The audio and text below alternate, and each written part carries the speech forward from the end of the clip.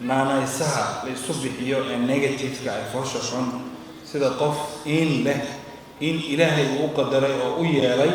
in intiisa lagu ceebeeyo oo lagu faquuqo oo magac looga dhigo waa magacyada foosha xun ee qalafsan ee dadka Soomaaliyeed qaarkood waxaan xasuustaa wiilan saaxiibo ahayn oo aan isku dugsi ahayn anagoo yaryar aadan baan dhihi jiray magaciisa hooyadiisu bixisay laakiin markuu dugsi iyo iskuul bilaabay maadaama uu tuur lahaa daraaddeed magaciisii wuu haray goob baa la dhihi jiray intii dambe noloshiisa hooyadiis kaliya ugu yeeri jirtay aadan hooyadiisna markii dambe way dhimatay wuxuu soo haray isaga oo gooba ah magaciisii aadan ugu lumay keligiis maaha gacmay faray lugay sanay madaxweyne laba madax suulay cagay iyo wax kaloo badan oo dadkii loogu wada yeerayo nin weyn oo waxaa arkaysa suuqa dhex taagan nin u yeerayo faruuray u yeerayo markaasuu kii kalena uu leeyahay waxyaabahaasaan rabaa inaan ka hadlo sababtoo ah hadda ka hor nin suudaani ah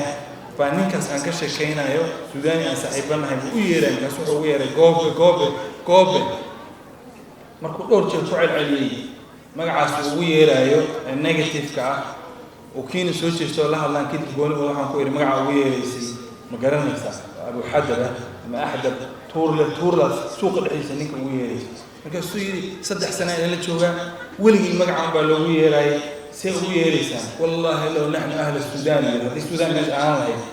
oo nin in uu leeyahay aan ugu yeeri lahaa aniga waxa ugu soo duufi lahaa dadka ee maqlaayo dhan xataa hadday aniga ehelkayga yihiin iska isaga ehelkiisii marka kuwa iimahaas lehna in maadaama ay u samreen inta ilaahay qadartiisa ku dhacday inay diidaan magaca Cabdiraxmaan hadii jiri Cabdirazaaq magac fiican oo Cabdullaahi oo dadku u sheego waxay dhihin waxaan ama la dagaalo intuu la dagaali karo dhinaca kalena tan kooban ugu daranna waa midaas wiilsiga ah oo ama digashada ah ee ku dhacdo qof wax gaaray inuu qof kale qalbigiisa ka helo waxa noocaas arimahaas aan tilmaamay aan ku bilaabay ibn Battal wuxuu u leeyahay shamaatatu al-a'daa ma yanka qalbiga waxa dhibaatada geliyo ee dhiba ee jibiya waxa waa wiirsiga iyo digashada noocaas وتبلغ به النفس أشد مبلغ من أذك بين نفته وجارسية عيلك يصلع قفكاس كل عيا قرطة أي واحد حلمان إن سيدا استرادت أهل الحكمة وحيدين إن الحسد والشماتة لبدا سوى سلسوا على الموك الحرام فالحاسد إذا رأى نعمة بهت حاسد كمركو نعمة برواقي بلال أركوه ضد وحفي عنها لي ووريرا راوع بقارة قلبي يسوي كهلا يا ورير يمدح يسد وإذا رأى عثرة شمت حدو قفك تران تروضه أين يساها أما قفك كله وكوير سنة حدو تران تروضنا وكدكتان أو اسمه أنت اسمه كي وحس ووح فرح وكلسوني حمى وعافماد الآن عذر أهانا سيكولوجيكال إن قفك ضدك النوع عاسى وضد مسكحة كتير سي ولالك لبعتك جارتي أدوير سنة سبحان الله ميادن أجين شماتة أما ويرسي ديجشة النوع عاسى إن يتهاي وحيابها آدك أوليتو نفطة بين آدم كالسوني درضي يضعف نمديسة تصايا أرنت النوع عاسى إلهي سبحانه وتعالى وحا وتلما مي منافقين تقلب جوضا إني كترتو أو قيب منافقين تلمام تودا كمد أي تهاي آيات الله سبحانه وتعالى سورة آل عمران وكه الله يقول لي إن تمسسكم حسنة تسوهم هذين منافقين تا إذنك وح ونهج إذن سو كرتود خير جادان لبعض يكون قنيسة قلب جوضا لكن وإن تصيبكم سيئة يفرحوا بها حدي حمان يسوع جارتنا وكفر حيانه وكب الله ريانه وبيصير بين به إلهي وحوله سبحانه وتعالى وإن تصبروا وتتقوا لا يضركم كيدهم شيئا إذن لباتين مايو لقرت هذا واحد لباتين جالسين سمجده حدي عد إلهي كعب ستان وعد إسلوتان وعد صبرتان ولا ليال النبي صلى الله عليه وسلم وكعود بلي سنشري ونا كدعي سنشري وحدي يقول اللهم إني أعوذ بك من سوء القضاء ودرك الشقاء وشماتة الأعداء إني عدوك قلبي جوضا ودبعته يقول على ويرس جلسوا ويقول سدان إله أذن كام جنقله نبي الله هارون مركو إله كشكينا ودكتين نبي الله موسى مركو وجرك يمدح قبطي وصاوك على قبطي وحو قدر الكوبا وأبار وحي يا ابن أما حوق وصاري ماشي حوق صاري وحي فلا تشمت بي الأعداء عذوجا هاي ويرسي جلين من قلبي ولا تفرحهم هكفر حد جلين بمصيبتي انت اي كلا في القصه مدحه كوي وايس دلين وحنا جاري اني ugu wiirsadaan xasabin ay siida madaxa iga fuq markaas wana ka fuqay shawkani rahimahullah wuxuu leeyahay nabiga sallallahu alayhi wasallam waxa ugu coodi bilaystay sababta ugu badan oo ugu coodi bilaystay oona amray in laga coodi bilaysto wiirsiga waxa ay tahay li'idhami mawqi'aha weynaanta ay qabto iyo sidoo kale saamaynta ay saamayso nafta bini'aadanka because nafta bini'aadanka waxay ku leedahay saamayn aad u weyn marka lagu weersado waana waxyaabaha ku keeno qofka wax ilaahay xaaraantinimeeyay inuu xataa ku dhaco iyo wanufuur tibaaci naas minha dadka ka cararkooda wuxuuna keenaa waxyaabo aad u qalafsan oo u xun ka warrama marka isgarbinta u dhaxaysa dadka qaarkood iyo in qof dhan oo ilaahay abuuray aad dhaga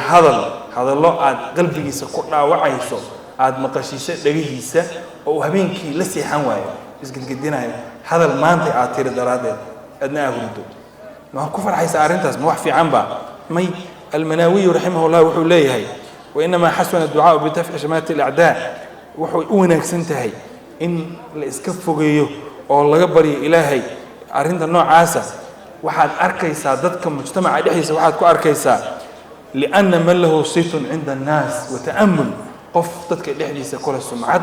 يحن سريع وهو يكسنا يمال في عن بمجتمع وكل حنولي هاي إحضر وحو إسكو أركا وجد نفسه كما يمشي على حبل معلق حرق دير أو الله صري كان ركا لغو ورتوكلا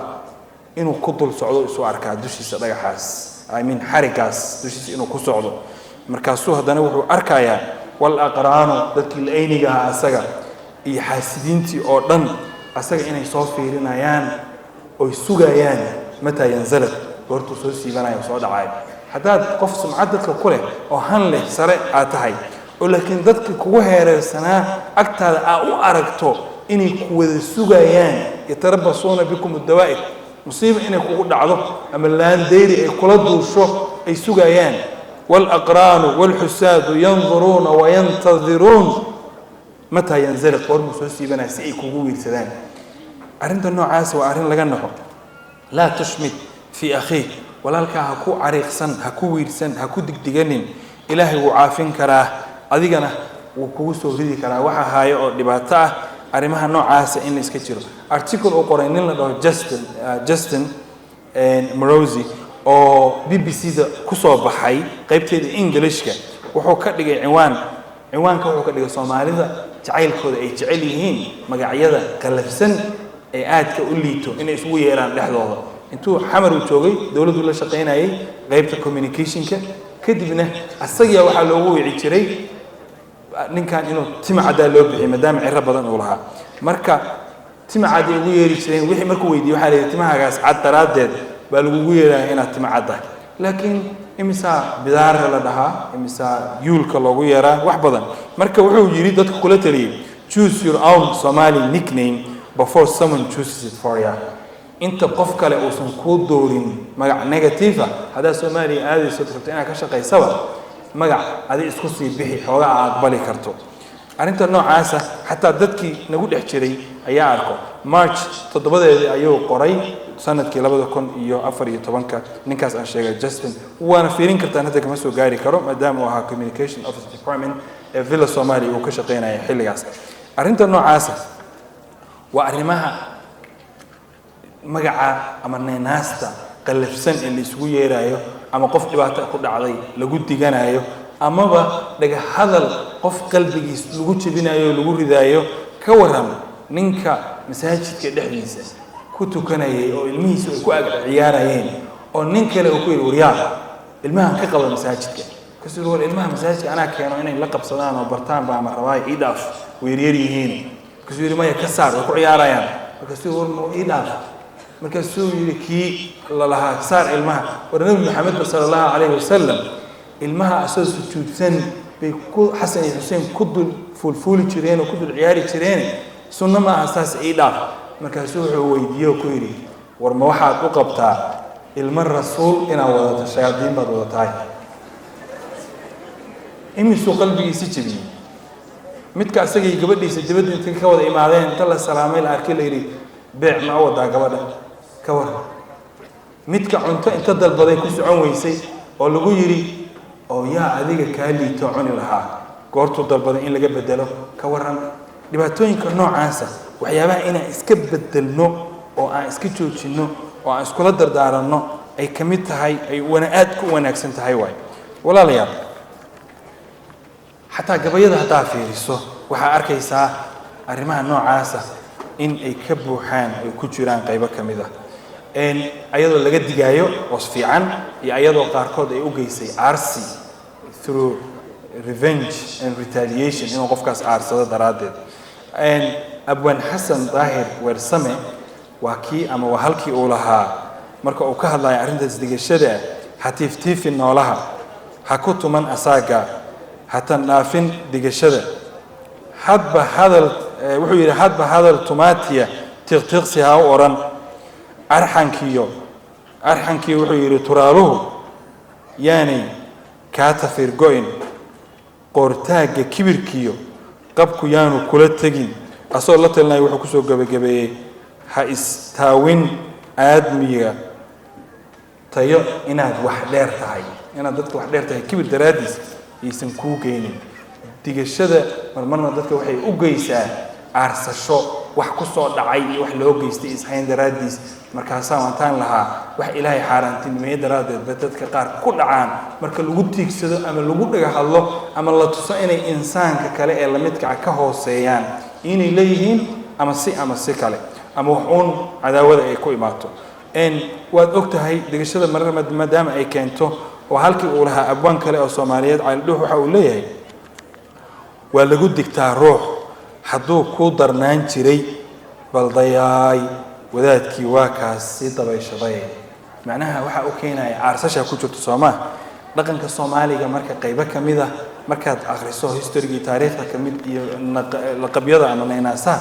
way ka buuxdaa waana wax in la isaga digo generationka maanta anaga hadaan ka hadlin waxa naga dhaxlaya generationka dambe way ka sii dhaxlayaan waliba arintan waxay dhibaato ku soo haysaa kuwa dibadaha tagay carruurta yaryar dibadda joogo markii ay maqlaan eray negative oo loogu yeerayo ma seexanayaan aqliga ka tagaya wax jiran bay noqonayaan waxay isu arkaan qaarkood waxay ku kaliftaa inay isdilaan ama ay damcaan inay isdilaan sababtoo ah annagana dhaqan maaha dadkan xogaa resilience badan ay haystaan Soomaalida way la qabsadeen waxa laga yaabaa maanta hadii ilay iyo gacme iyo faroole iyo faruuray loogu yeeray inuu iska dhaho laakiin qofka ilmaha dibadaha loo waday ama la ku dhashay way dhibaysaa arrintaas aan boobsiyo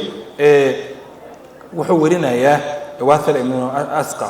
radiyallahu anhu qala rasuulullah sallallahu alayhi wasallam la tudhri shamatata li akhik walaalka ha umuujinin digashada iyo qalbigaaga inay farxad galayso dhibaato asaga gaartay ama ha ugu yeerin fayarhamahu Allah wa yabtalik ilaahay intuu asaga u naxariisto adiga kugu ibtalan kara ducadii nabigana waad ogtihiin oo sababta uu nabiga sallallahu alayhi wasallam qofkaas fiiri dhibaatadu haysato mahma saghara sha'nu arintiisa haba yaraato ama ceebtiisa banaanka ha taalo ama nusqaan u leeyahay jirto run ha ahaato arintiisa dunida iyo tiisa diinta intaba laakiin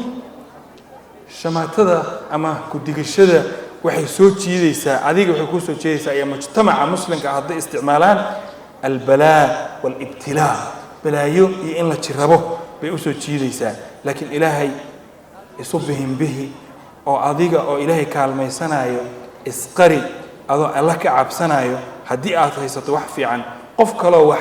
ay ka qaldan aad aragtana ducadii nabiga akhri adoo u turaayo qofkaas sababtoo ah naftiisa qofkaas iyo adiga naftaada ilaahay abuurtay ayaa uga turriin badan waxaana dhahdaa alxamdulillahi alladhi aafani mimma ibtuliya bih wa faddalani ala kathirin mimman khalaqa tafdilan ducadaas soo aroortay qof wax si kihiino in la marka aragto in ilaahay u noqoto sababtoo ah cagal looma waayini cibro daraaddeed adiga inaad ku cibro qaadato ayaa asaga inta loogu yeelay arrinta noocaasa walaalayaal miyaadan ogeyn marka arrintaas ay ka dhacayso qof bini aadano muslima zamanku inuu isbedbedelo isgediyo azamanu qullab wal ayaamu duwal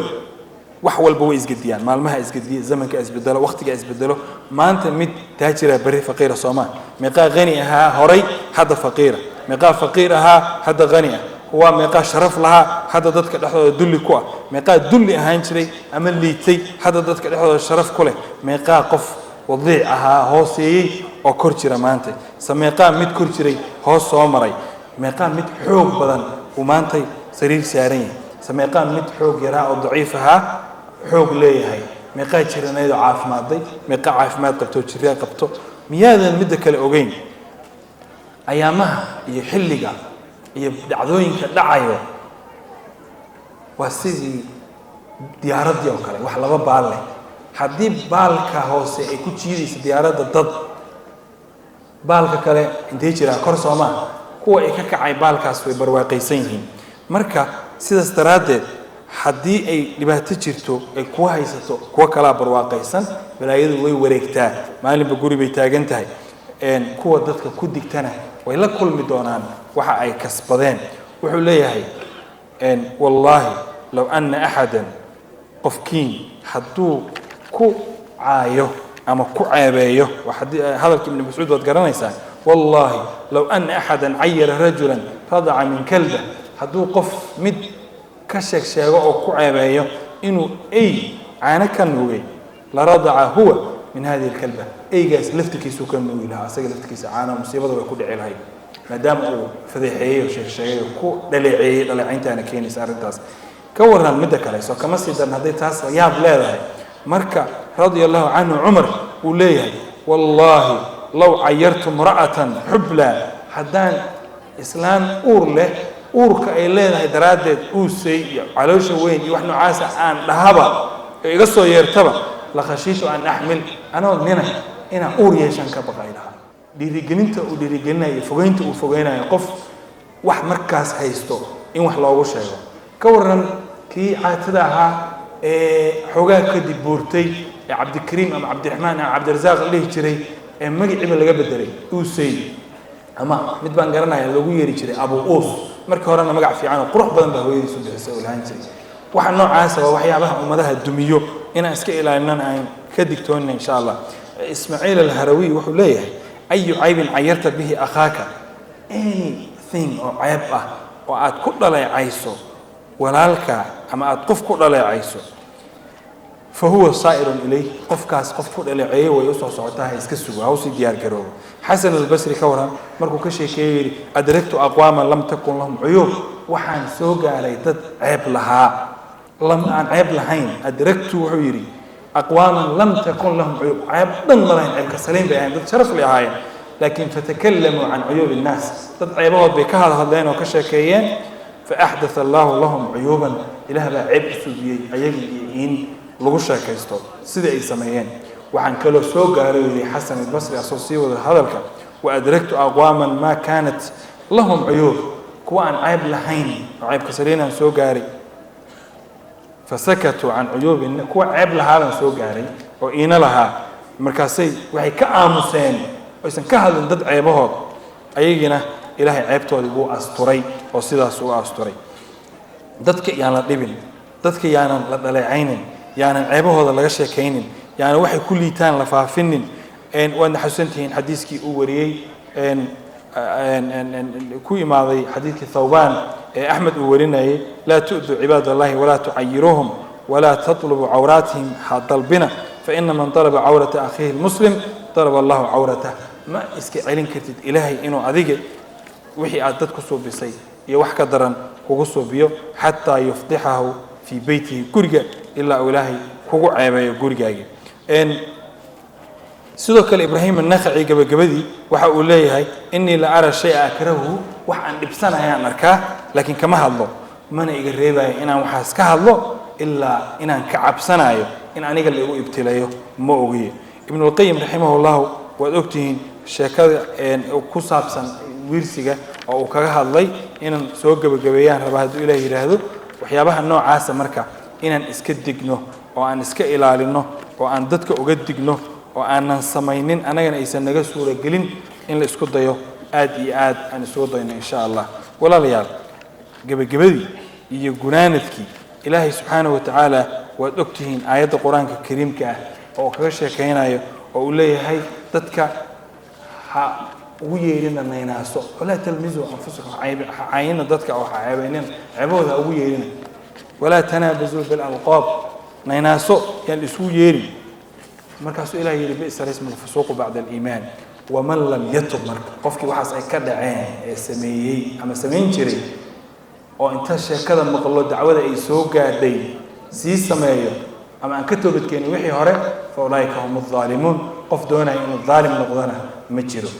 istaamaha noocaas marka in loo ololeeyo dhalinyarada ay u ololayso wixii aabbayaal iyo awowayaal iyo dad hore ay samayn jireen oo daxasheen idinka joojiya if you don't stop it today haddaan adi maanta joojin yaa joojinaya waxyaabaha noocaas aan ka hadlayay maadaama mawduuca uu ku saabsanaa ummadda waxyaabaha ay ku horumarto ay ku dhisanto iyo iska ilaalin la isaga digayo waxyaabaha ay hoos u dhaadhacdo aad iyo aad ay u mahadsantihiin wasala allahu wasalam calaa nabiyina maxamed wacala aalihi wasaxbihi wasalam